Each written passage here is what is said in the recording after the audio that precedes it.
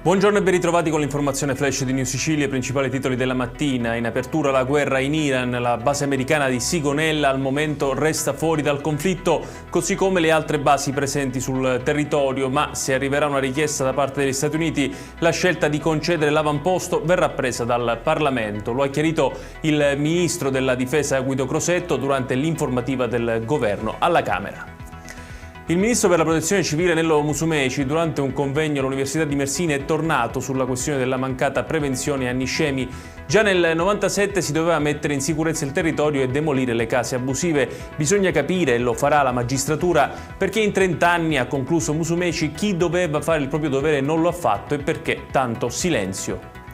E proprio relativamente all'inchiesta in atto a Gela sulla frana di Niscemi, ieri è stato sentito per delle sommarie informazioni testimoniali il capo della protezione civile regionale Salvatore Cocina, che ha ricoperto questo ruolo tra il 2005 e il 2009 e dal giugno 2020 ad oggi. Il suo dipartimento è quello al quale arrivano le somme stanziate a livello nazionale. La procura ipotizza il reato di disastro colposo.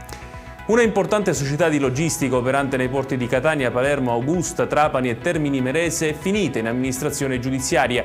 Secondo la Procura di Catania, che ha condotto le indagini, l'azienda avrebbe agevolato la capacità operativa di persone appartenenti o contigue da sodalizi mafiosi, favorendone l'attività di traffico internazionale di stupefacenti. Infine, un operaio di 41 anni è caduto da un capannone da un'altezza di 6 metri. L'uomo è stato vittima di un incidente sul lavoro avvenuto a San Cipirello, nel Palermitano, mentre stava effettuando dei lavori su un capannone. Soccorso da personale del 118, è stato portato in codice rosso al pronto soccorso dell'ospedale civico di Palermo, dove gli sono state riscontrate diverse fratture.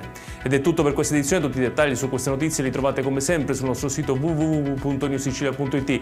Grazie per averci seguito e buon proseguimento di giornata.